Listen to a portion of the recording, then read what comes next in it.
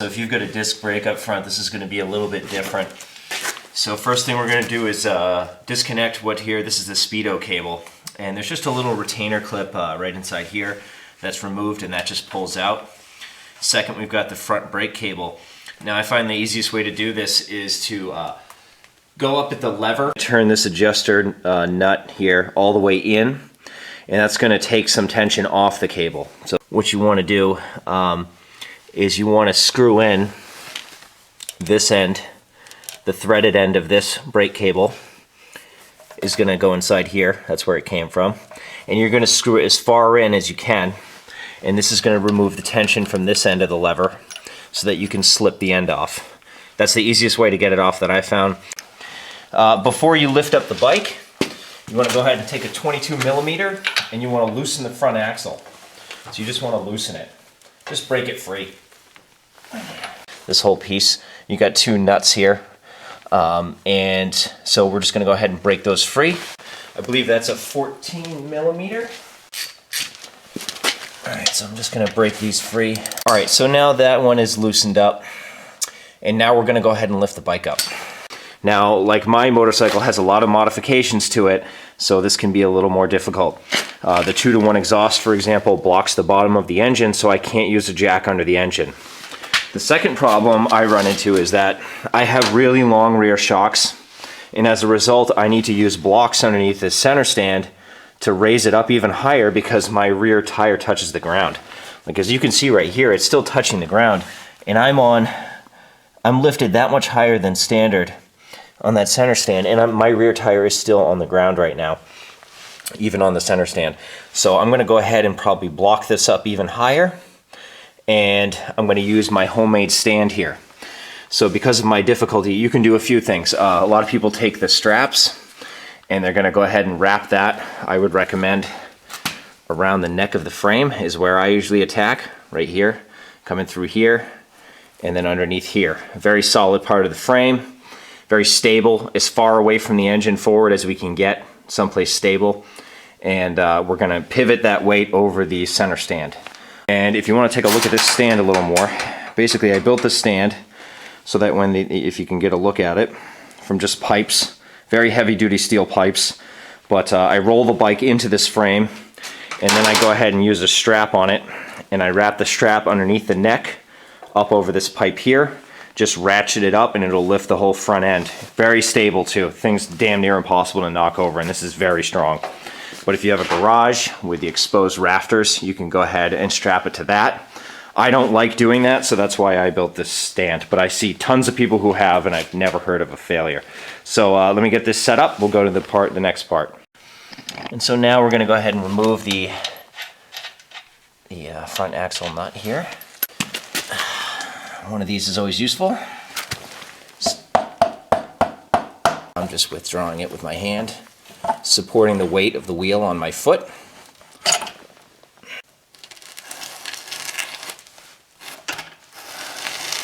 As you can see, if you tilt it at the right angle, you can kind of sneak that wheel out of there. There. So you can see these are brand new, shiny, squeaky new. This is a good time to clean inside your wheel. So you should do that, check your bearings. You want to clean inside here with a non-oil based cleaner. You want like a solvent to clean all the shit off the inside of here. If we flip this around, there's supposed to be a seal inside here. I forgot to put it in, so I'm going to go ahead and do that while I'm doing this job, but you should have one.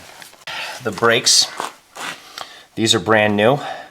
I wouldn't even bother measuring the springs, but you might be able to measure spring length to see if they're worn. I would just replace them. They're pretty cheap.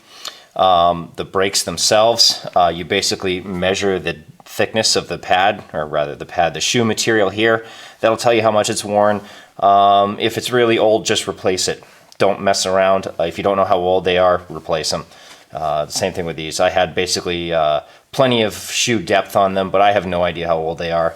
You know, worst case scenario, the old ones will come unglued, and that's going to be a problem. It'll definitely lock up whatever wheel it happens to. So you don't want that to happen. While you're in there, you can also grease the speedo drive gear in here. just slather a bunch of grease on in there. It's not going to hurt anything. And then inside here, there's a seal as well to help protect the bearing. It's pretty worn down. You could maybe even if for mine, since it's so worn down, you could just slather a little bit of grease on there, and that might help keep a little more dust out. But you can replace that ring as well. I don't know the availability on those parts though. Get in there. So I'm just going to stabilize this thing with one wrench to hold one side, and then I'm going to loosen up on the other side. All right, and that's a 12 millimeter up here, two 12 millimeters front and back. Use 2 wrenches for that. And this guy in here is a 14. You're going to find as you loosen these things, you're going to have to catch the fork leg too so it doesn't fall out. So now that the headlight brackets are loose, these forks are just going to slide right on out. And some brackets coming with it. All right. Now, you're going to have a loop in your fender here if you take it off like this. You can also optionally take the fender off first and take one fork off at a time. These pieces are going to just pull through the fender, loop the cable loop in the fender. Alright, beautiful. And there you go, one unit together. Stick these someplace safe. You can actually go ahead and, if you want, stick a jack stand underneath the edges of the frame. Oh, brackets. Just in case, have a little insurance, right? Insurance never hurt anybody. Let's get these brackets off. The headlight right now is basically being held on by the giant cable coming out of the back of it, so I'm not too concerned with that.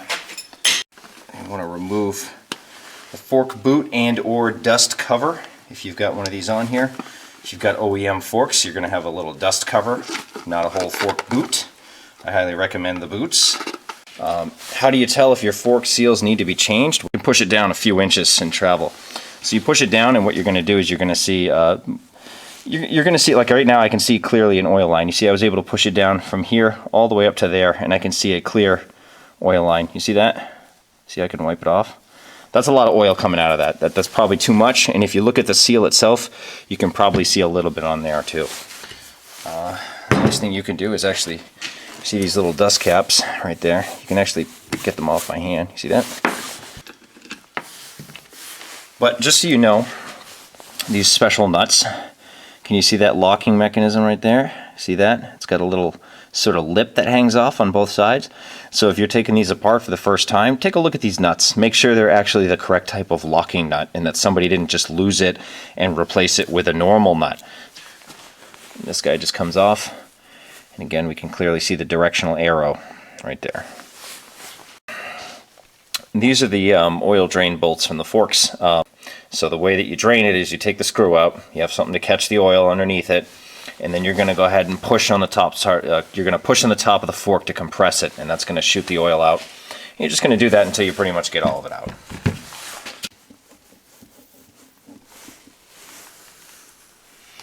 Okay, so you see that? Got a little copper gasket on there. Boy, does it look gross. So I'm just going to push down on the fork. Out it comes. That's not too bad, still a little red. That's always a good sign. Shoot out like a squirt gun. Just like churning butter. Alright, I'm going to go over this next part. Before we got here, I took the liberty of putting the drain bolts, that is, these guys, back in after draining them out, just so the little residual oil doesn't leak everywhere. But once you have that done, you want to put the screw back in, and you want to get yourself a little vise. Now, I've got a pretty small one. You can see it's not very big or anything. And I have an old motorcycle tube. You could also use a bicycle tube if you have a big enough one. And you're going to prop it up in here. And if you take a look inside here, when we remove that cap, we're going to see that this whole assembly can be pushed down. And when it's pushed down, there's a retaining clip, a circlip inside there. That circlip needs to be removed. The trick to doing this by yourself, what I found was getting a good grip on it here. You need a little muscle for this. Push down like so with one arm, and then with the other arm you fish it out. And you don't need to be that strong to do this, but you know, it helps, because I think when you're doing this, you're actually pushing against the fork springs. and this circlip is actually what's keeping the whole assembly from popping out.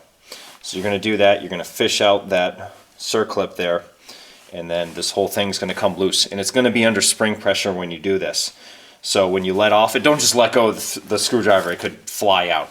So it's not under a tremendous amount of pressure, but it is under pressure, so when you let go, you want to let go slowly.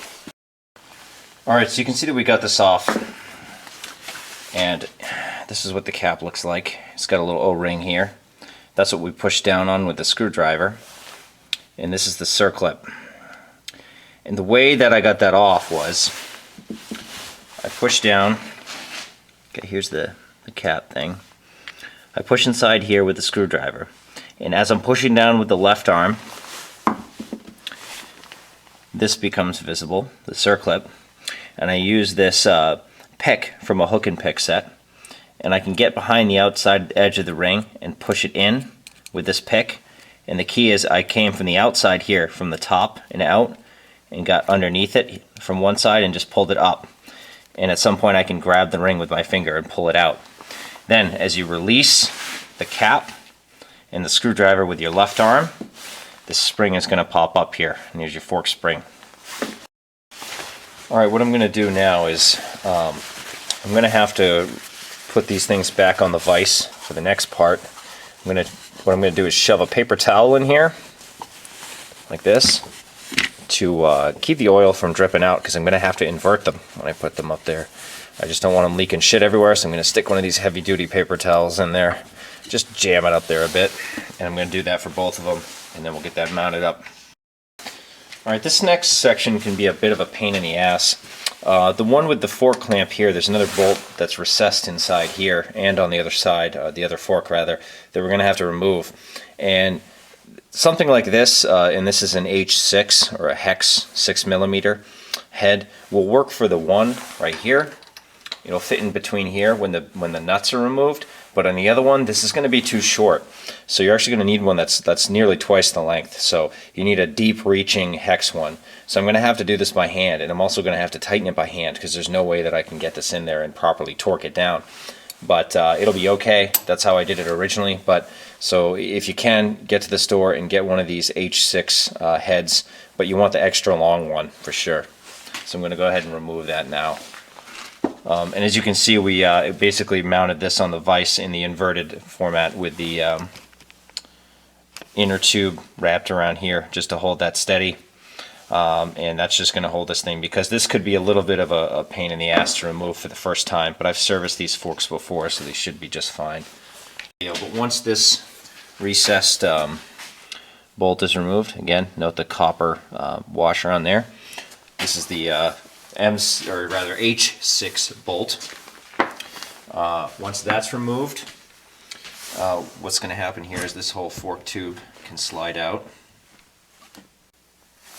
It's been a while. There we go. Yeah, as you can see, this section comes apart here, and that's how that goes on. See, that's going to go over there, right? Just make a note of that. But I think once you take this off, you can get this through here. And we're making a mess. Oil coming out everywhere. Okay. Make sure we have all this assembly. There's another spring right there. Okay. That looks like that's it. Alright, next step here. Once we get the lowers off, the fork lowers, you can see there's another ring inside there, a clip rather, holding the fork seal in. So we're going to have to remove that. And it looks like this one's going to be much easier to remove, so I'm going to grab my trusty pick. And I'm just going to start it over the edge like that. As you can see, I got it here. And at the same time, I'm going to be grabbing it with my finger so it doesn't fly off. And that's out. Very easy. Now, once you have these out, you want to pry the seal out. So this can be a little bit tricky. And the original seals that I had in here were a supreme bitch to get out. They were really difficult to get out. And I'm probably just going to use a variety of tools, from my patented bent shitty screwdriver, which I can bend to whatever angle I need to pry it out. But the key here, more than anything else, is not to scratch the walls where the seals sit. So you want to pry, and you want to pry behind the seal, but you don't want to be scratching the wall that it's sitting up against. That's very important. Alright, surprise, surprise, that was actually pretty easy for me to get out. Okay, and so this is the top of the seal that you could see. And this is from the inside, the part that you can't see. Alright, so I use this flathead screwdriver because the bent one was bending too easily. It's sort of... And I stick the screwdriver in here, and I want to grab underneath the lip here, but I don't want to go all the way to the wall. As you can see, if I push too far out, I'm going to hit that ceiling wall. Instead, I want to grab... It's hard to see. Okay, there we go. I want to grab here. So if I'm coming through the back, I want to grab underneath here, but I don't want to push too far out like that, hitting the wall. So I want to just grab this inner lip here, but not hitting this outer one. Just inside. You want a little sweet spot. You're going to pry it up from there, do a little bit there, then maybe go around, get a little bit there and there. And with a little bit of muscle, it'll come out. Not too bad. That's what I like to see. Alright, these are the replacement seals, and these all ball ones in particular look a little bit different than the stockers. There's like 2 spring retainers, so they're directional. Just check the diagram that comes with it, make sure you're putting them in the right direction. And the way that we're going to drive it in the seal is first we're going to lube the outer edge of this seal here, and lube the inner edge of the fork inlet over there. And I'm going to drive it in using a big socket that's about the same shape. We want to hit the outer ring, not the inner ring. So we want to hit the outer edge and hit it nice and square and even. Don't go too crazy. Take your time. Make sure everything's lubricated. It's going to seat when it sits all the way at the bottom. It should be pretty obvious. I also forgot to mention before, inside here, you've also got an oil seal spacer, which just sits in there like that. You may have noticed it may have fallen out or something there, but that's how I've had that in there. Just wanted to provide a little more detail on how to get this in. So initially the seal is going to kind of pop in through the first lip here. That's going to go in real easy. But once it kind of pops in, I drove it flush with here with a rubber mallet, just hitting it flush, making sure it's square. Once it's beyond flush, the mallet is no longer useful by itself. So we got a big socket, and I used the flat end here just to make sure that the harder edge doesn't drive into the sealing surface at all. And as I'm driving it in, I'm walking it around the circle, because as you can see, this driver is a little bit undersized for this job. So I kind of go like this. And as I'm hitting it down, I'm only hitting it like this hard. You know, something like that. You do not need to put much force into it, so you want to walk it nice and easy around the edge if you've got a slightly undersized socket like this. But you don't need to hit it very hard. And how do you know when you're done? Well, you're going to see inside here that this inner edge where the circlip sits is going to be exposed all the way. And carefully look at it as it's going all the way around and make sure that it's sitting evenly.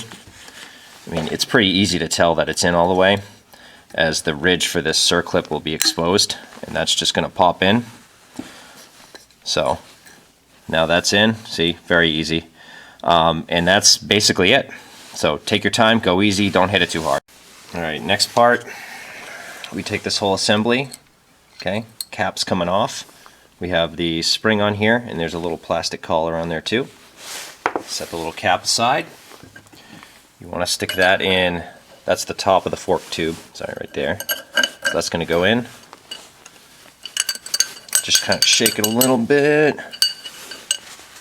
Enjoy the oil coming out when it gets in there correctly. There we go. When it sits in there correctly, it's going to fall through. Okay. And you can tell the top from the bottom of the fork because the bottom has a rounded edge here, and the top has a more harder edge, but it's also got these ridges inside here that you can probably see in the light there. And once it's through, then you can, well, just stick the cap on here for now. There's nothing that holds it on. And to further demonstrate here how this goes back together, remember this bolt from the bottom of the fork that's going to go through here, rather. It's going to go through the bottom of the fork here. And when that goes inside, where that's going to hook into is going to be inside the fork tube. This is actually going to go through here, and it's going to screw in. And that's what's going to hold all this together. Okay, so you can see that. just to show you how this is all held together, because this is not held on right here, but that's actually what's going to hold it. This is going to go through the fork. Now I'm going to grab some fork oil. I happen to be using SAE 15, and I'm going to take some fresh fork oil, and I'm simply going to lube the inside of these sealing surface area of the fork seal. So make sure it's nice and lubricated. And before I insert the fork tube, I'm going to use clean oil, and I'm going to lubricate the stanchion, as they call it in the manual. And I'm just going to make sure this is nice and lubed. I'm going to make sure that's nice and lubed, and then I'm going to insert one into the other, and we're going to link those together with the bolts that go through the end. Alright, so you take this, drop it in. Okay, it's going to fall in off center. Use the hex, come in through the bottom. You want to straighten that out. Just make sure it sits in the middle, which you can see when you look down it. Right, it's still centered.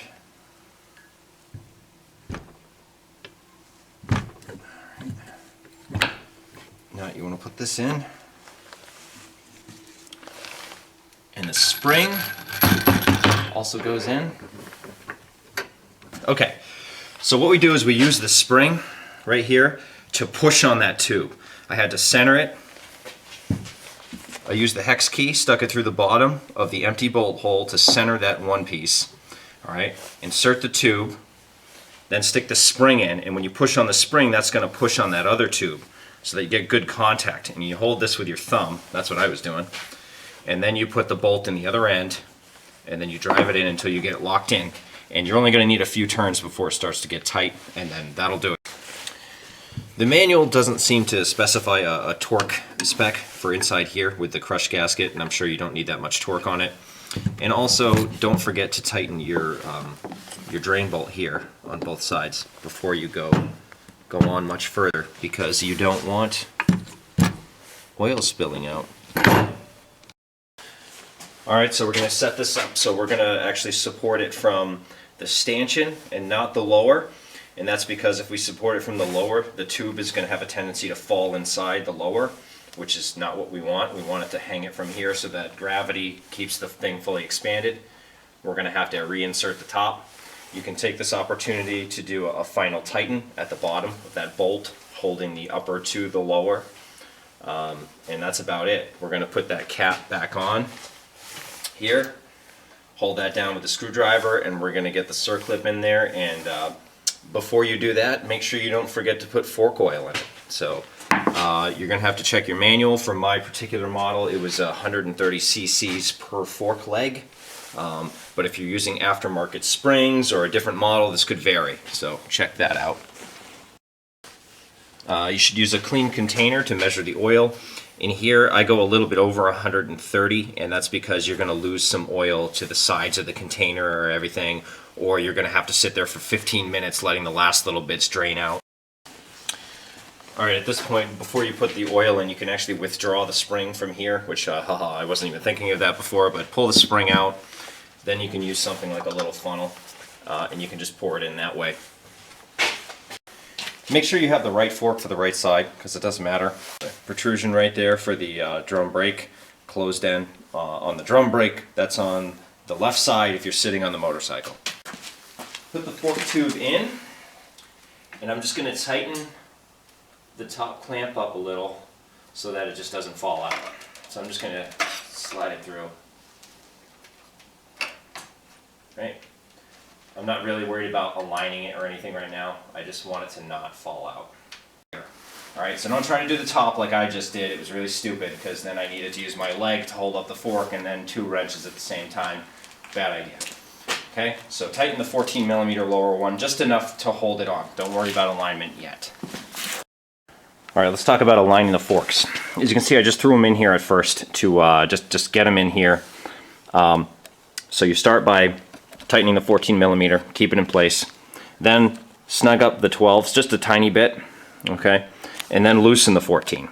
So you only want one set of bolts holding this thing on right now. So then you want to initially tighten this one to hold it in place. That allows you to tighten these two. Then go ahead and loosen the 14. So you just want the 12s holding it on. All right. Now, so you've got it in place. So you want to align them. You want the actual edge of this tube to be flush with the top of the triple tree. So what you're going to do is hold it with one hand, loosen those 12s. What I like to do often is just stick my foot underneath the fork lower to help support the weight. And you're going to slide it down until this top edge is flush with the triple tree. And you want to look real close at the machined edges here and make sure that you are actually flush with it. Okay, so I'm going to go ahead and do that, and then I'll show them to you. Alright, I've gone ahead and done that, and often what I'll do is focus on that machined edge, and I'll use a light, you know, so I can really get a good reflection on that hard edge, and I'll just stare at it for a while on both sides to make sure that it's actually the same. Alright, so that's all you do. Look at them as close as you can, find a reference point, and from there, make them the same. Once they're both the same, you can start tightening down that 14 again, just initially. Don't do too much torque, that's just an initial tighten. And then I'm going to go ahead and stick the front fender on. Here's a pro tip for you. Don't forget to put the fork boots on, or you'll have to take the entire thing off again like I just did. Alright, now we can put the fork dust cap thingies on in there. Alright, the upper yoke pinch bolt, 8.5 foot-pounds. The bottom one here is 25.5 foot-pounds. Alright, that's all set. I'm going to go ahead and put my headlight bracket back on right now. The order in which you need to put that on could differ for yours as well. You might have to put that on at the same time you put the fork boots on. It's really going to depend on how your assembly works. Mine's an aftermarket one that just clamps on and can be clamped on after everything is installed. So be careful to time this properly so that you don't screw it up and have to take everything off again. Alright, looking at this assembly, there's the forward-facing arrow here. Alright, there it is. Okay, forward-facing arrow points forward. That's it. Okay, make sure that's on okay. Put the washer on and the special nut. And the washer on and the other special nut. Alright, ensure that your wheel spacer is in here. If you have that, depending on your wheel type, you might have more than one. And on the other side, you want to make sure that your drum brake is in. And when you fit the drum brake in place, this guy right here is going to go right over a notch that's on the fork lower that's on the left side. So you need to get that in place. And then once that's in place, you're going to stick the axle through. Axle's in, so we put the washer and then the castellated nut on there. And you can see the other side. And what we're going to do here is initially tighten this down just enough so that we can torque the front axle. And then we're going to loosen it again. And I'll explain that in a minute. So you take your 14. And as you can see, when you tighten this, what you want is the front edge to be flush. So tighten this one first so that you get that flush bit on the right side, or on the leading side rather, because this could differ based on your model. And the trailing side should have the gap. Alright, I've just done the preliminary torque on the front spindle here. So that has been torqued to about 76 foot-pounds. I'm going to go ahead and lower the bike down now onto the ground. Okay, now that we're on the ground, what we're going to do is loosen the spindle clamps. I want to push up and down on the suspension a few times. And then what we're going to do is retighten those spindle clamps again, and we're going to torque it to spec, which I believe is 14.5 foot-pounds. And the reason that I do this is because you can use what's called, the manual calls a Tommy bar, so that you can torque the axle down first. But you can also use the spindle itself, or the spindle clamp itself, as a tool to hold the axle. But what happens if you do that, if you don't do this whole tightening, loosening, tightening thing, is that if you're using this to hold the axle in place, as you tighten the axle, it can actually pull this fork leg inward here. As you tighten it to full torque, it'll pull it slightly inward. So what you do is you loosen it again, push up and down on the forks, and then it will go back to where its natural position. That way you don't have one fork leg slightly pointed inward. So you just need to be careful of that. So we're gonna loosen it right now, push up and down on the forks a few times and let this kind of settle where it wants to go. And then we're gonna torque it down. We're gonna do the same thing with the leading edge right here being tightened first with a gap on the trailing edge. Same thing. All right, so we got the brake cable in here. This whole adjustment is pretty tricky, and this could probably be its own video by itself and just the adjustment. But needless to say that that's in, and then you're going to get your tack cable's going to go in right here, and there's a little clip that holds that in as well. That can be a bit of a pain in the butt to get the clip in, but that's about it.